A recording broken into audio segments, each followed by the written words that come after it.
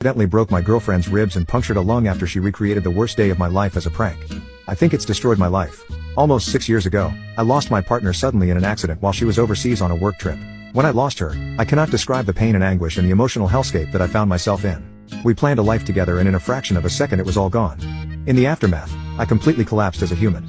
I left my career in healthcare. I couldn't leave my apartment for 3 months. I lost 60 pounds and was already really skinny, and I just shut down.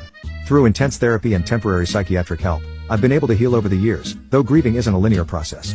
Fast forward to around 2.5 years ago when I met my girlfriend. At this point, I pictured what the rest of my life would look like with her in it, and she said the same. She was also the most understanding girlfriend when I first told her about my late partner's passing and my grieving journey. I truly could not have asked for a better girlfriend. That was until yesterday. My girlfriend likes to play pranks on me and she's even filmed some of them to upload online.